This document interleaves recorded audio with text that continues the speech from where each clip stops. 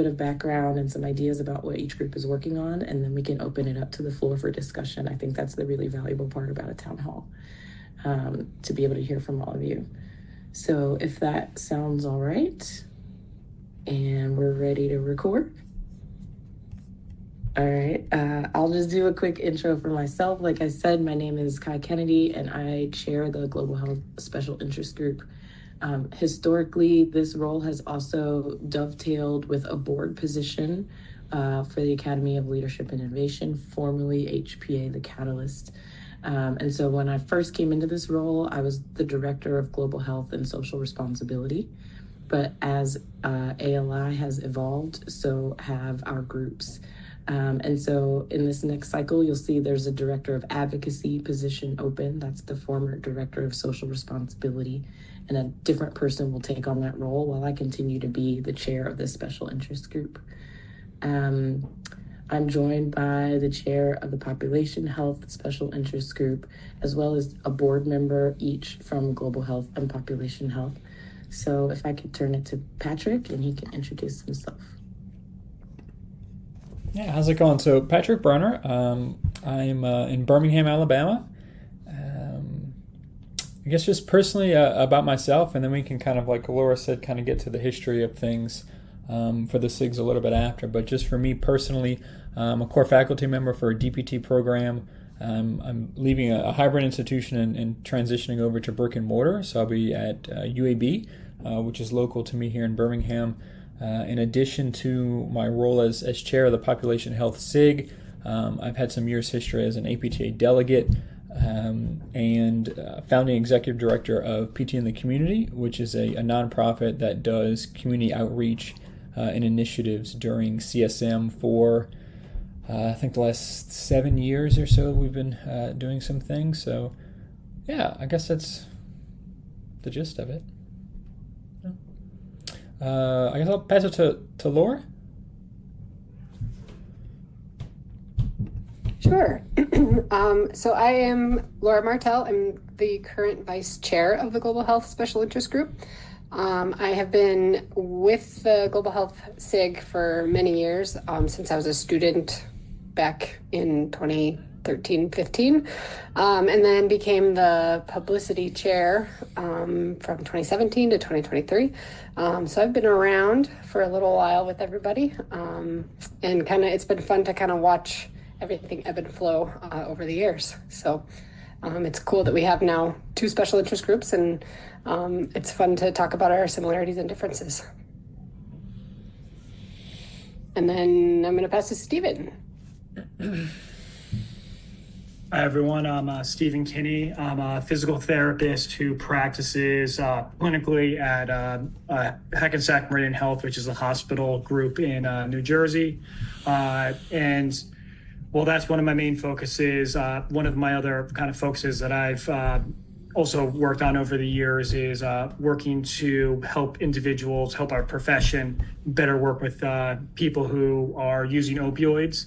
And we've done a lot of work with PT in the community in trying to get naloxone training as one of the components, not all of the components, of spreading the kind of word of that in our profession, as well as spreading word about kind of different upstream interventions and downstream interventions that we can do to further the care we provide for those people. And I think that ties a little bit kind of personally what has started driving me down some of this path for what we're doing for the Population Health SIG.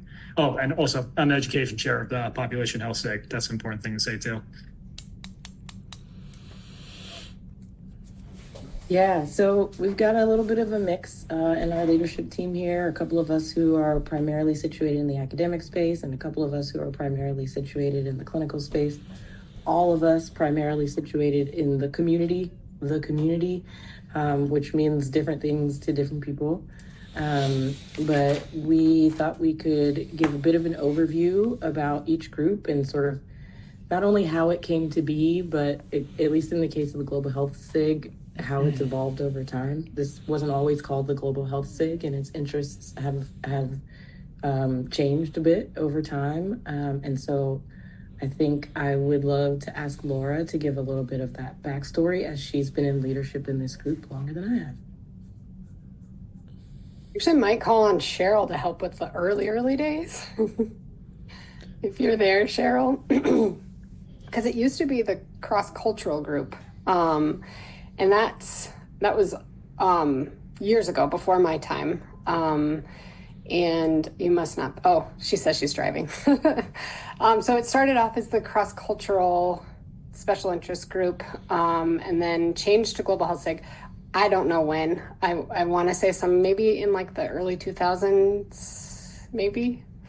But we've always been part of ALI, which used to be the Health Policy and Administration section. So we've always kind of been housed under them as a special interest group, and then have kind of just changed with them as they have gone, but stayed special interest group this whole time. And I think that's just a different way of that population health came to be. So that was that part is important.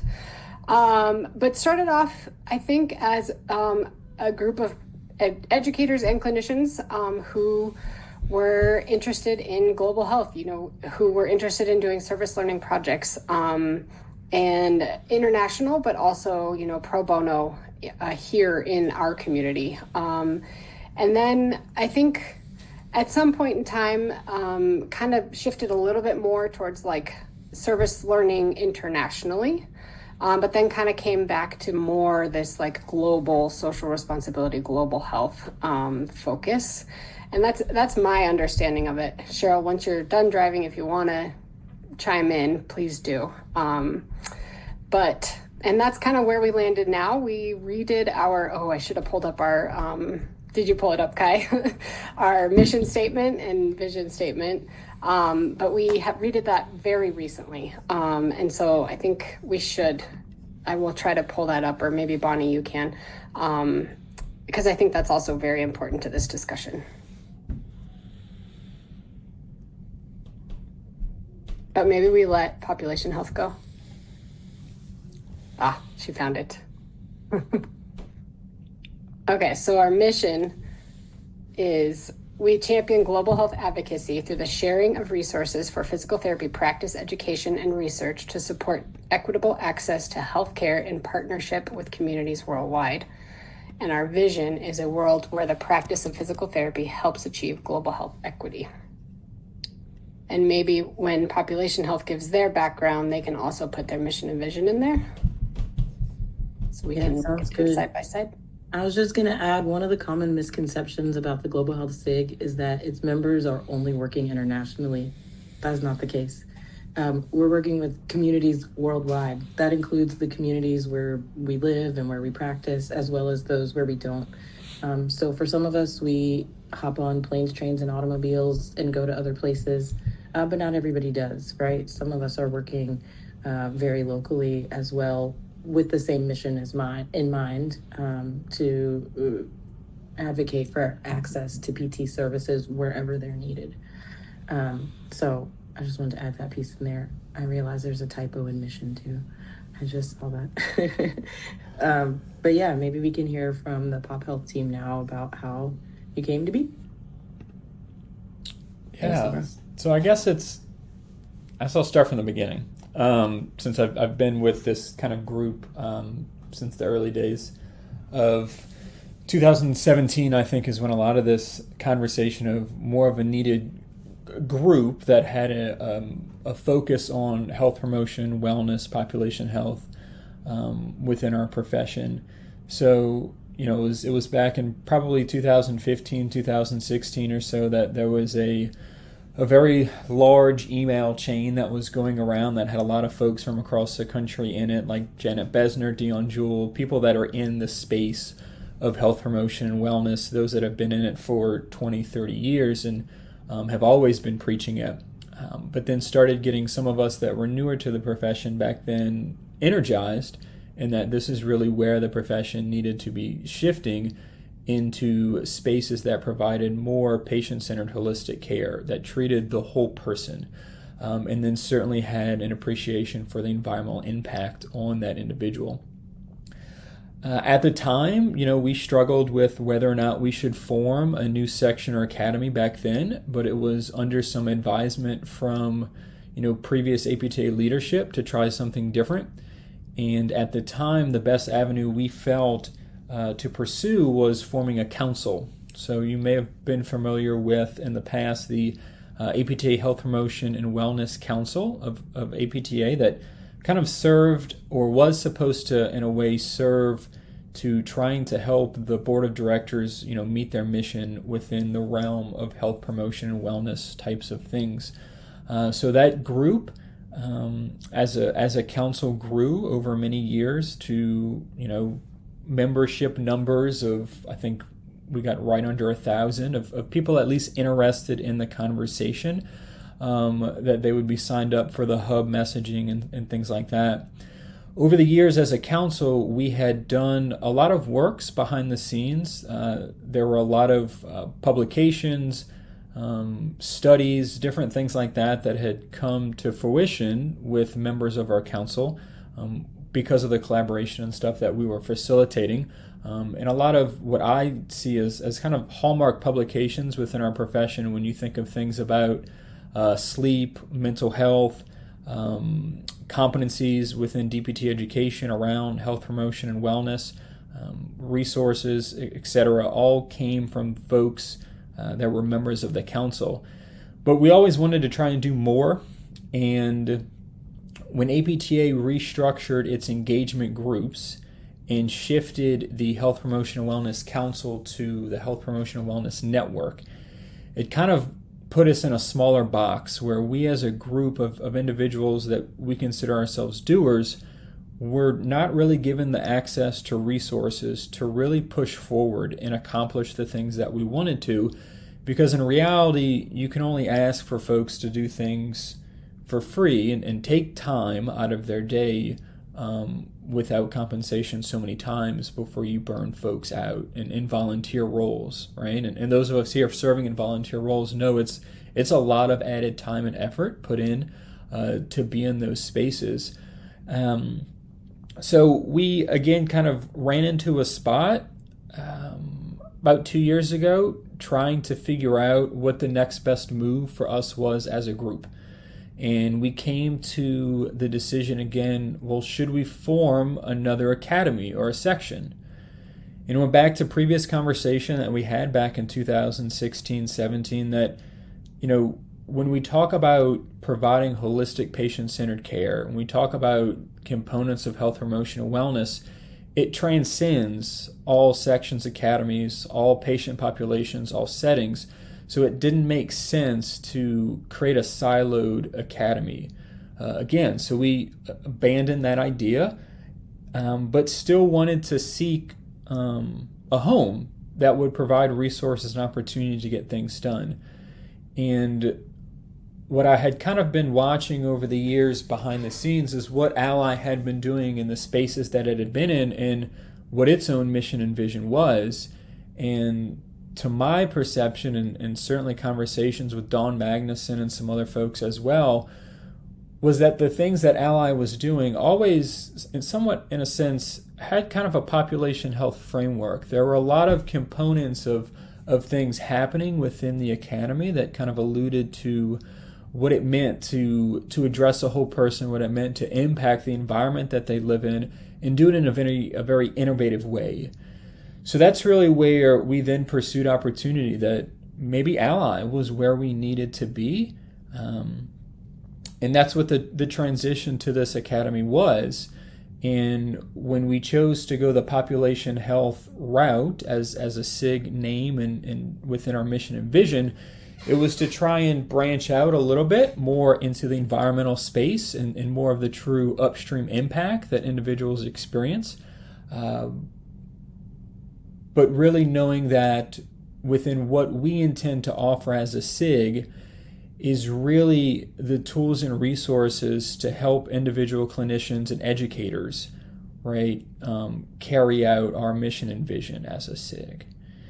It's probably a very long, drawn-out backstory than what you kind of wanted, Laura, but just to give some additional context to kind of where we came from and why we're here, and certainly looking for an amazing collaborative relationship to push things forward.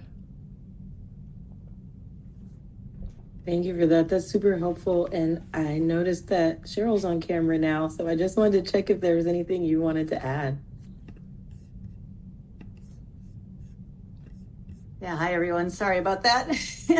I've got the early Pacific Northwest time, so I was driving home from work. I was just gonna add what we have on our website to the chat that gives a little bit more history regarding the Global Health SIG. I think both Kai and Laura, you did great with what you were already introducing, so I don't think I have anything more to add. Cool. Thanks for that. So I think the next thing I thought we could talk about maybe is sort of our goals or our vision for the work that each group is going to do over the upcoming year. And we as a group could sort of hear how those things are distinct and separate from one another, but also start to think about if there are opportunities for us to collaborate a bit further. So Stephen, I know you're the education chair for Pop Health SIG. Would you want to talk us through a little bit of what y'all are thinking? Yes, that'd be awesome. Thank you. So what I think is what's starting off new, our kind of main objectives for the next year to kind of get out there and kind of educate people on what population health is, which kind of Patrick went through a little bit.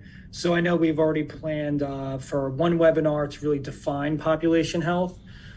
A lot of what we're going to do probably initially too is talking about from like the health promotion and wellness space, some things that we want to do. And I think that's kind of, as Patrick said before, big, very important to us. But also, as Patrick said too, it's as we've all clinically practiced and as we've all kind of practiced in different settings, environments, and non-traditional PT settings as well, if we just focus on, hey, we're going to provide holistic care to the patient in front of us, that's not enough. We need to start thinking about doing things more upstream, sometimes things more downstream, and kind of also incorporating things that you're talking about too in terms of like health equity type principles into what we do. And I think while we're going to start with a lot of the health promotion and wellness stuff, we want to tie in some of those other themes because we want to impact people throughout the whole population through their whole journey. Like I talk about individuals who are using opioids. Yeah, we want to focus on people with opioid use disorder and be able to give them powerful interventions, but sometimes we need to even go upstream as far as, what are we going to do from a primordial prevention standpoint? How do we prevent people from even having some of these issues? And some of that could be talking about individuals and opioids in a non-stigmatizing manner, and that could be really important too. So I think that's our kind of plan for building out content in the future and what we want to do. And then at the same time, I know our outreach chair, one of the things that one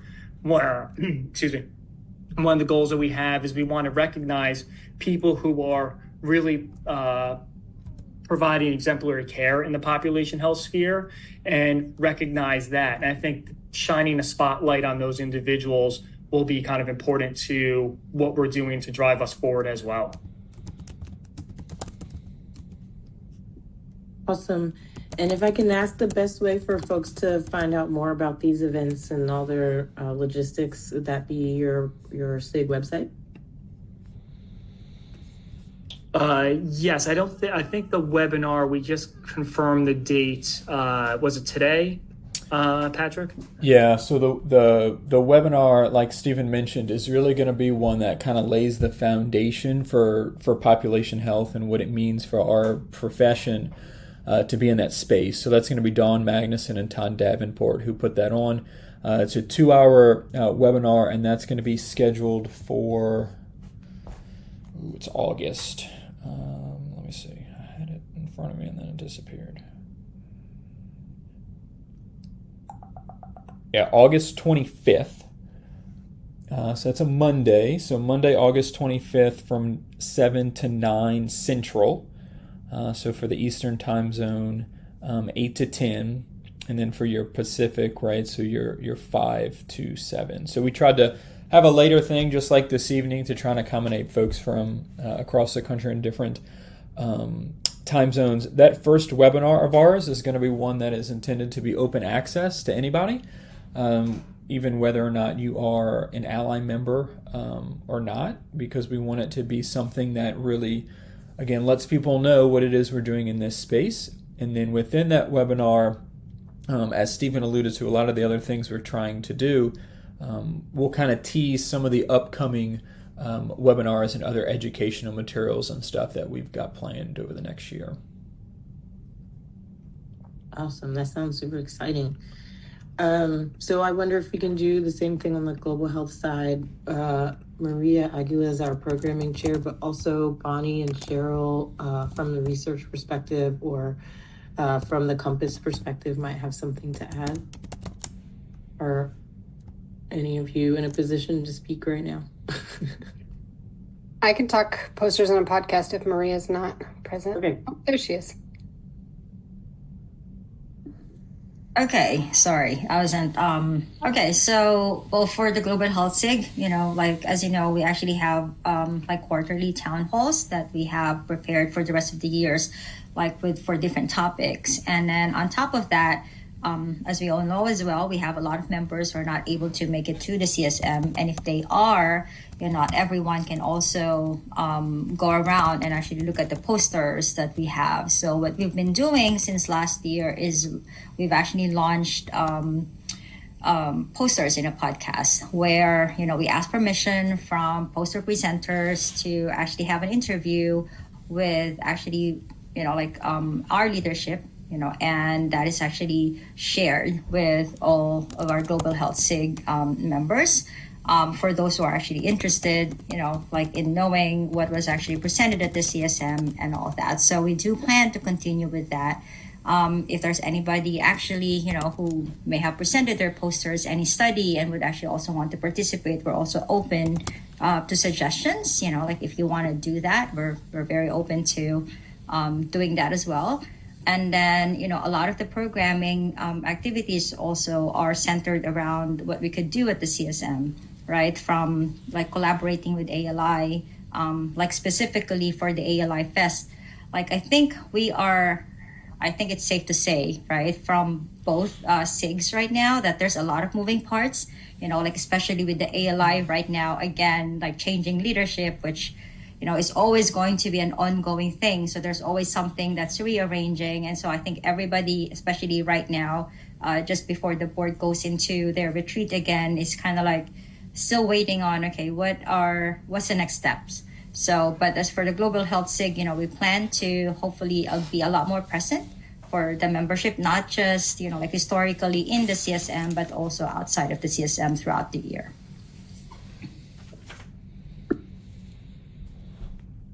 Awesome. Thank you so much, Maria. Cheryl, could I ask you to talk about the research spotlight and also the Compass if you're comfortable? I have a link I'm going to drop in the chat. The Compass where we're doing quarterly citation. This is great. I really feel like this is an area of great opportunity to collaborate with the Population Health SIG. So our Global Health SIG website, there was a group of folks probably 15 years ago who put together a wonderful tab on the website that provided research citations and global health resources. And we realized it was time to update that. So I had the opportunity to pull together a group of us who did literature reviews and spent a little time trying to figure out a good taxonomy to organize publications under that. But we have a really good start. If you go to our website and you go to our publications tab, if you click on that, you'll see all the new publications within the last 10 years or so that are, pertaining to different topics. There's 5 of them and I don't have them all in front of me right now. But when talking to ALI, my hope was to make it more of a living kind of document where we could easily go in and keep adding as publications were made.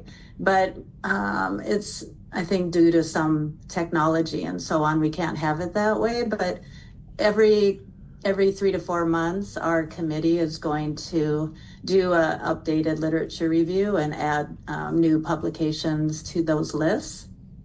But my other idea was if there was a way we could share across SIGs, so maybe the Population Health SIG, can put a link on their website that would, bring them directly to our publication tab. And then we could collaborate on, if you do end up having a research chair, they could be connected with me, and then we can add that person to our committee. And so, even with the other, groups underneath ALI, if they want to also be a part of this research committee, I think it'd just be a really wonderful resource to all of our members of ALI. And so besides the publication tab that we worked on, we're also every quarter putting out kind of the compass, picking like the top 4 publications that we've come across under our categories and sharing that in our newsletter to all the membership. Did that cover what you were hoping, Kai? Or?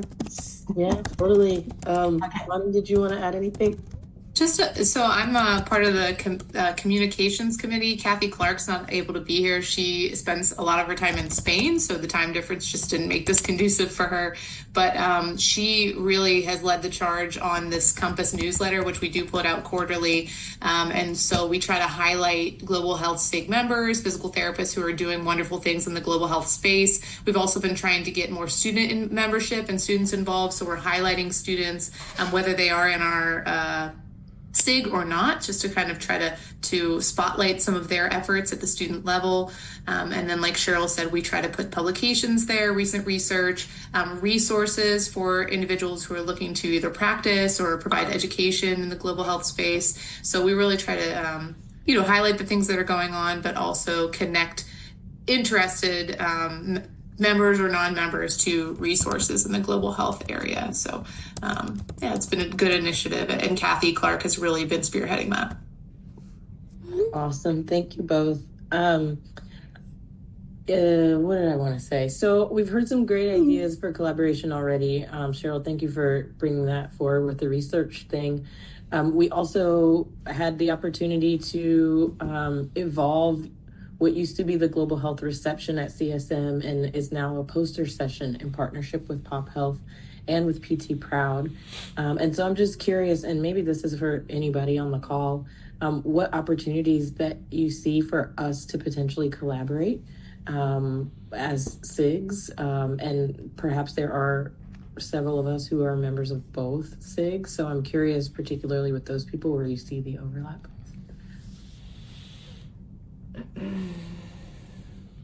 Panelist or anybody?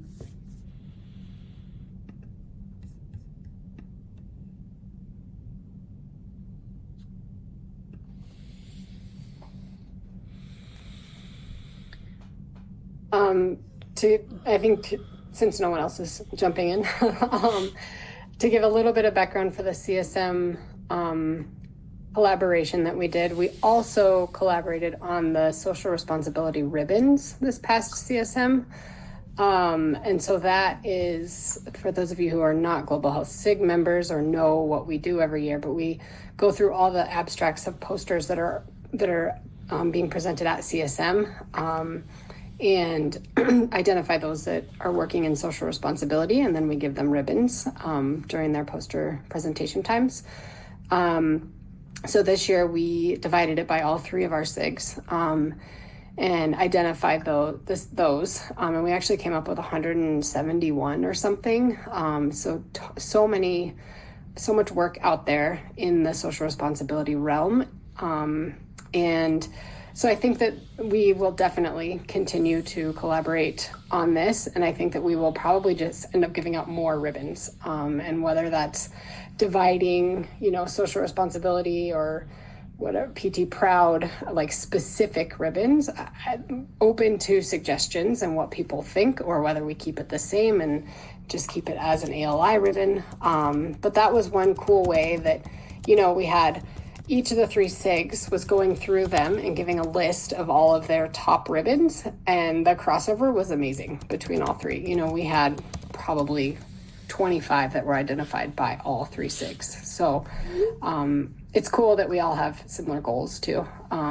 So both things, the ribbons as well as the poster session, I think we will continue to collaborate and evolve as we go each year. But please, if anybody has other ideas, we would love to know. Well, one thing that the Global Health SIG is planning to do at the upcoming CSM that we haven't done before, or at least not in this way, is to hold space in the bonus room that ALI has for something named to be finalized at a later point, but some sort of connection and collaboration space where people who are working on similar issues or in similar communities or using similar methods or facing similar problems can put their heads together and collaborate, right? Get ideas from one another or partner up or share resources or share ideas. I think that would be super cool for Pop Health members to be at too, since there's so much overlap, right? I can imagine Stephen, for example, the group that I was with in San Francisco, having a lot of interest in the opioid prevention work that you're doing. But that might be very different from a community that someone else is working with in another part of the world. So that's something that's still coming together. And I think CSM is sort of prime for in-person gatherings. So we're really trying to make use of that space. But, you know, as you've heard from Cheryl, Marie, and Bonnie, we've really been trying to think about things that we can do outside of CSM to keep the conversations going as well. So I'll just sort of say ideas continue to be welcome, but with about 20 minutes left, maybe we can just open it up and see if there's any questions that you all have, any ideas that any of the leadership from either group wants to make sure is heard in this call. Floor is open.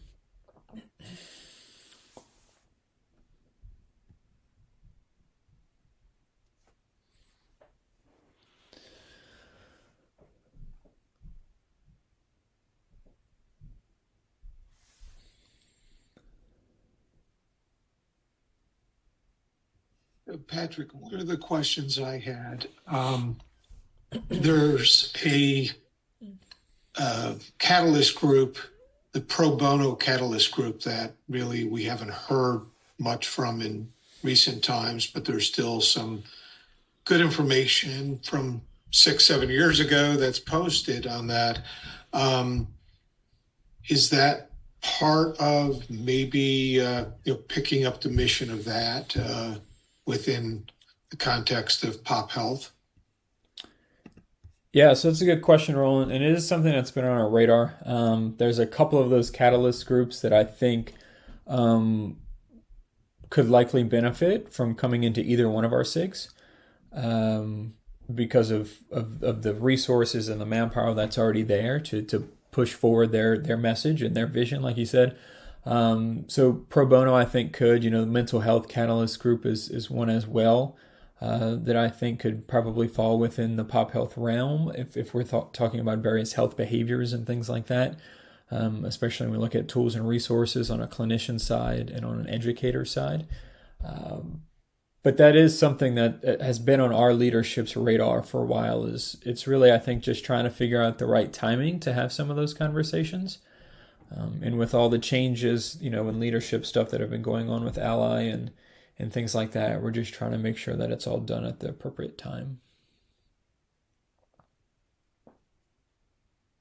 That's a great question. I just dropped in the chat too the link to the Pro Bono Network. I think one of the things, my understanding of the evolution of the Pro Bono Network is it's become sort of a well-oiled machine that operates from the university where the founding faculty member works. So I know they continue to have annual conferences in Philadelphia or in Pennsylvania cool.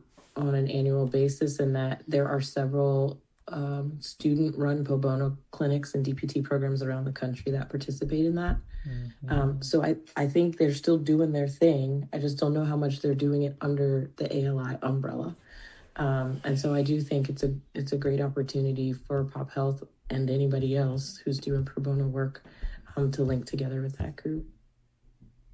Well, and interestingly, historically, a number of those catalyst groups kind of were born out of the Global Health Special Interest Group. So it's kind of, it's interesting to think about that evolution. And I don't know, leadership wise now, Kai, who is now, as far as the ALI board, kind of overseeing the catalyst groups? Have they figured that out? I know there's been some change in that, or I think catalyst groups report to the vice president of ALI now. Dawn, is that right? I think Yeah, so.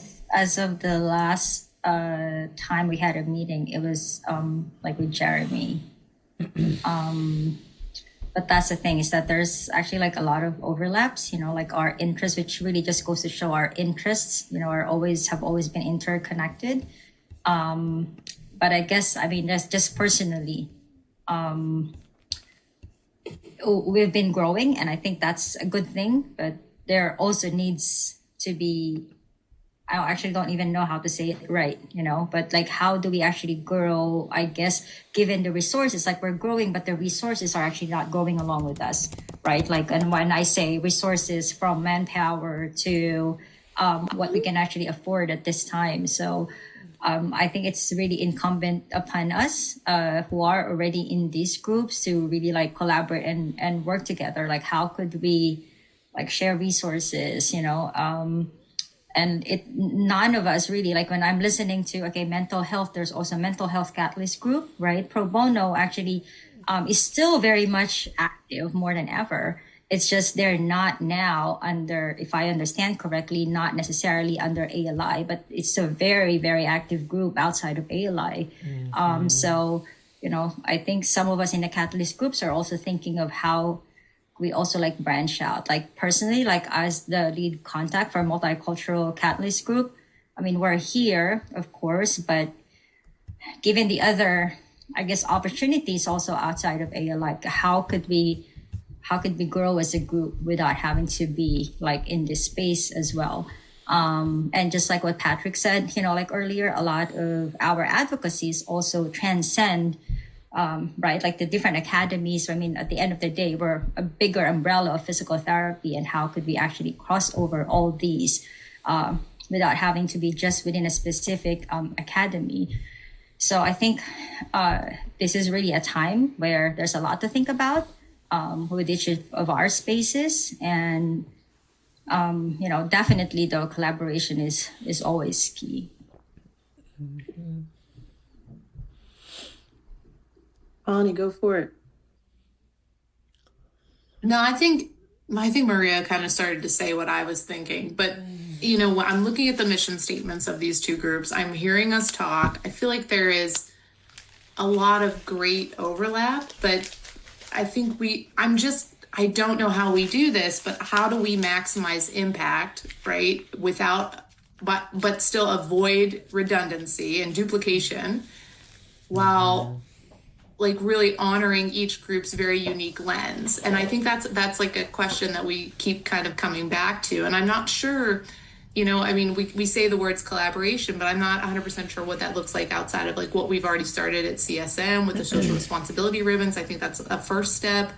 My mind immediately went to like, we have so much knowledge here between the two groups. Like, can we co-author some sort of like toolkit or resource between the two of us? You all had mentioned a webinar. Can eventually we do a joint webinar or something? I don't know. I think just there's probably members in both of our groups that would benefit from the information in both of our SIGs. So how do we bring together but still, stay unique, because we are unique. So I don't think I have the answer. I think I'm just spitballing some things, but I just wanted to throw those ideas out there.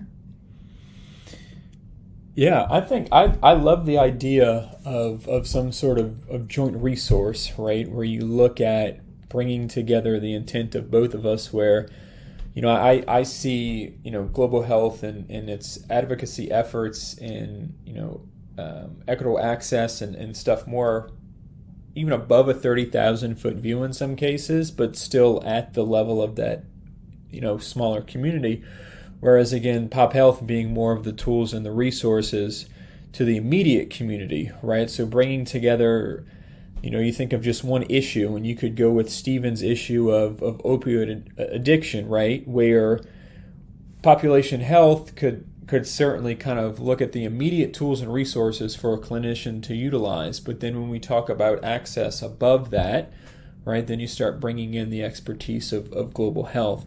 So I think there is a lot of opportunity for that resource creation for publication as well, which I think is awesome.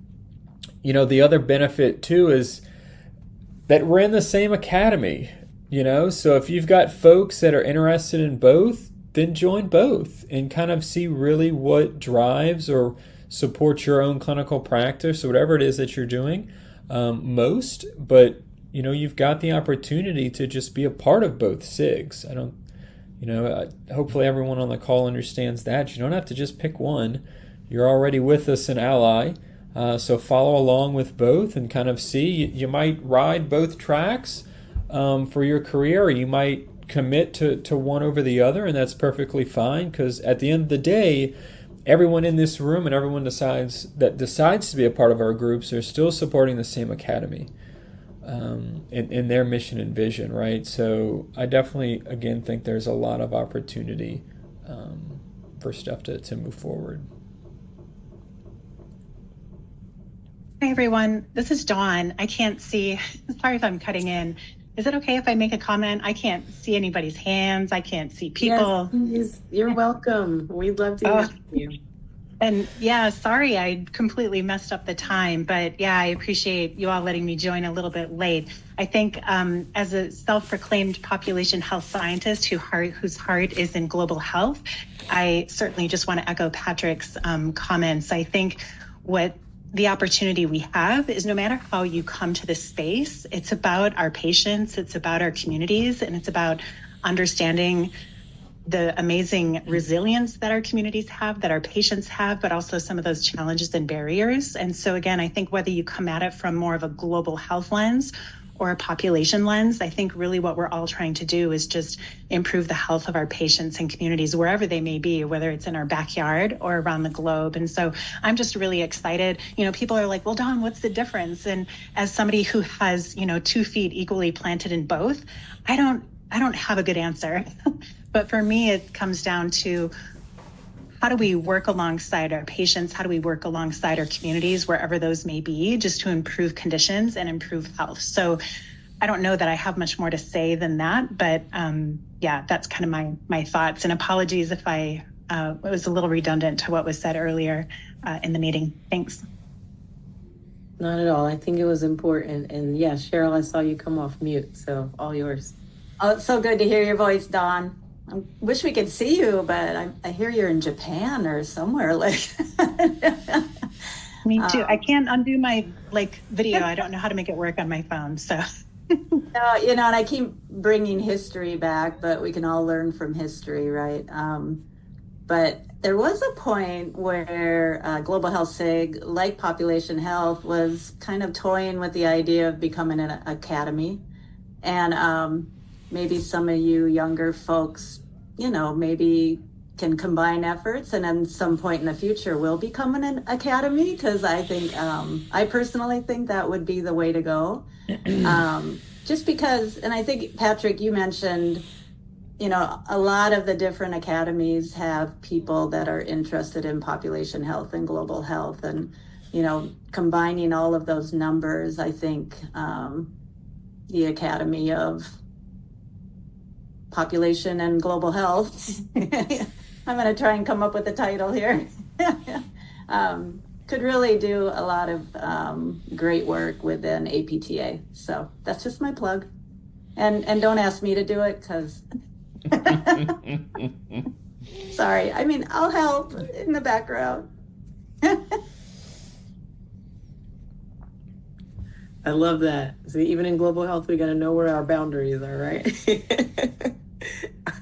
Awesome. That has come up more than one time. I imagine it'll continue to be, considered by various groups. Laura, go for it. I was just going to touch a little bit more on something Maria said, which is just about resources. And it seems that we have grown and we have this stronger, more strong force than ever, but the resources really are not any better than they used to be, if not less. And so I think something that we really need to think about in our programming or in our partnership collaboration is how we can bring asset to ALI, because we are strength in numbers. And it's really hard for us to put on the CSM ALI Fest every year, and it's becoming harder.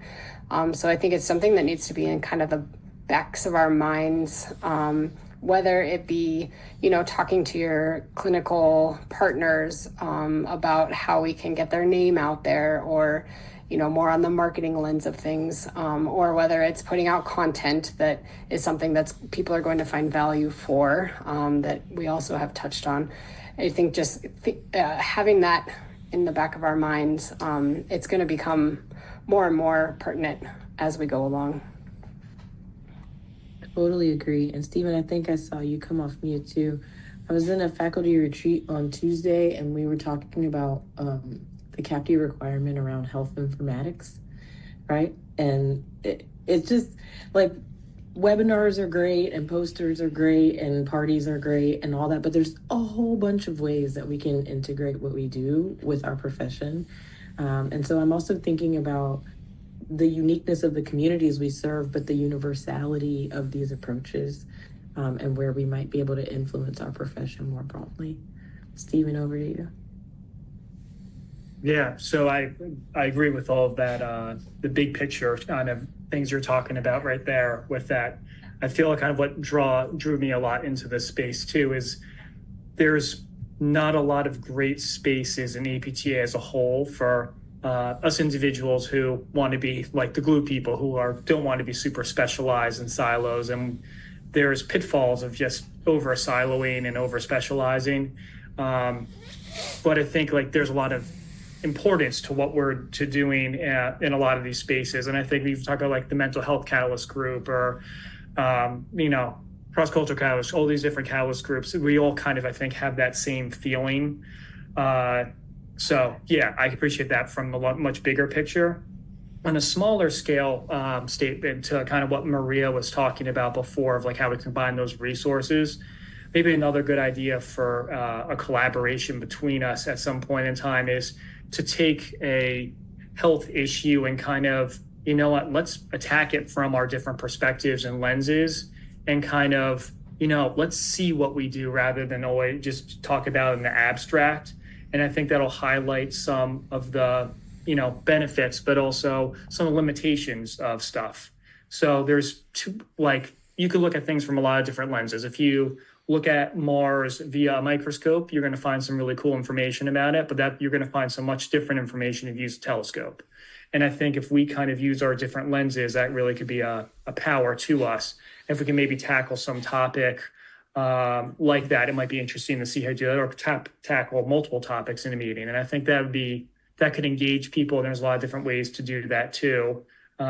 Because I think we need that type of that interactive element to really engage people, kind of what you were talking about before. We need to put out good content out there, really engage people. Awesome, thank you. And Dawn says she has something else to add too. Dawn, go for it. Yeah, thanks, Kai. And I just wanted to build, Stephen, on what you were just saying. I think we have a real opportunity between these two groups to really shed a light on just how the policies in our country are affecting populations and communities around the world. And I don't know if I'm missing it, but I haven't really seen too much come out from APTA in this regard. And just a great example is just the budget bill that was pushed through Congress this last weekend. And just, untold numbers of, I think, issues that are arising as a result, not just here in the United States, but in every corner of the world as a result of some of the policies. And so again, that's those are issues that I think cross this global health and sort of population health lens. It's really understanding the impact of policies on people. And so I think this group especially has an opportunity to sort of, again, bring attention to those things for members of our profession, and really just, to your point, Stephen, really highlight how these policies are impacting our patients and impacting our communities, again, all across the globe. Very timely. Thank you, Dawn. I appreciate it. Can I add something to that? I'm Connie Johnson. I have been having this conversation within APTA Pediatrics, and there's been a few things that have come out on the very things that Dawn just said in the newsletters, in their monthly newsletter, but everything is getting lost in, I think, people just getting too much stuff via newsletters. There's some things working at the APTA level in terms of sharing information, but there's no space for people to talk about this stuff. Because I was in a committee meeting with 6 pediatrics members, and we were all just kind of losing our minds about different issues of things that are going on. And I think that any ways that we could figure out to provide space for people, in addition to advocacy, I think is really important right now.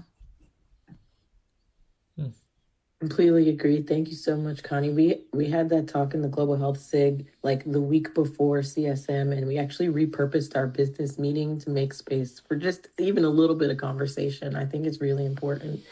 And I think it's going to continue to be important in the short term, at least, as things continue to change quickly. So that's definitely something for both groups to take back. Laura, I see you off. And I think we planned one of our town halls to have space for this. I think maybe the one in September. Yes, we did. But actually, I want to have a follow-up with Connie. When you say space, I'm actually just wondering, this is a space, right? But if you can see, I feel like I'm looking at the names. We're the same people. We're actually communicating. So I'm actually wondering, well, for one, what kind of space are we actually looking to provide? Number 2, who are we actually, who are we targeting? Of course, as physical therapists, we're professionals, right? But honestly, I think the next generation PTs, and the generational differences are actually now very apparent. Who are we talking about and what are their concerns? I feel like there's actually an overpopulation, in the same breath that you actually talked about. I feel like there's actually a lot of information, but, what kind of conversation are they actually looking at? So I'm not saying we need to be in TikTok, but really there's also a lot of interest in that kind of, that kind of avenue, honestly.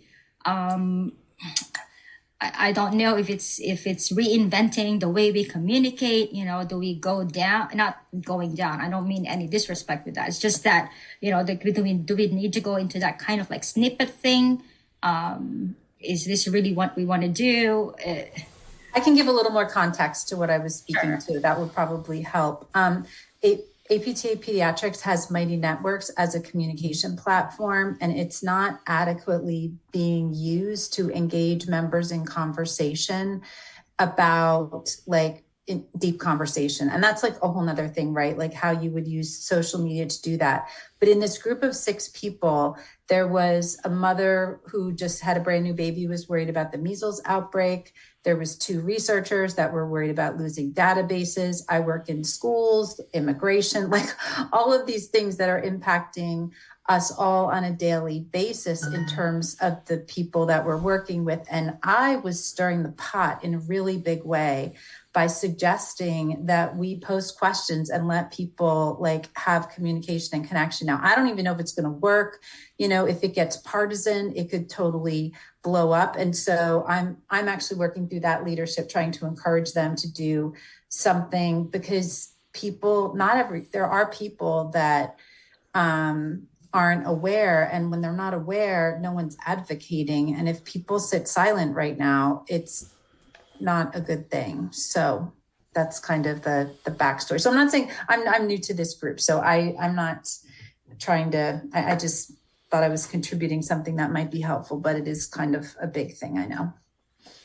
Yeah, two things can be true. I mean, I think it is big and I think it needs to be discussed. And to your point, when we had our very small 30 minutes of discussion at CSM, there was a SIG member who stood up and told her personal story, an email she had gotten while we were in the meeting, that really impacted the room greatly. And, someone came up to me afterward, a different person who didn't know this person at all, who said, because the conversation was framed around the changes to USAID that were happening in February, and said, wow, I didn't realize the USAID cuts were having as much impact at home as they were having abroad. So to your point, Connie, if we're not talking about it, people are understanding it from a much more narrow lens than if we're able to have these discussions.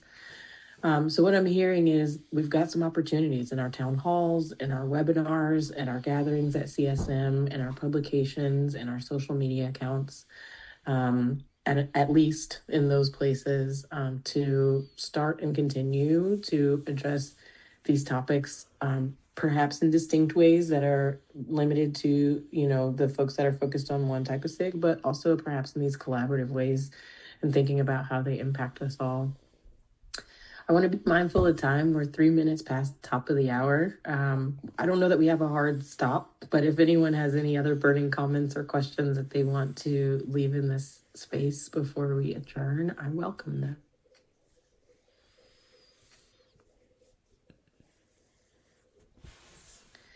So if not, I would say please visit the websites and social media posts and calendars of events for both the Population Health SIG and the Global Health SIG. We hope this is the first of more crossover type events to come. So I want to thank you all for being here this afternoon or evening, or morning, dawn in Japan. And yeah, we look forward to next time. Thanks, everybody.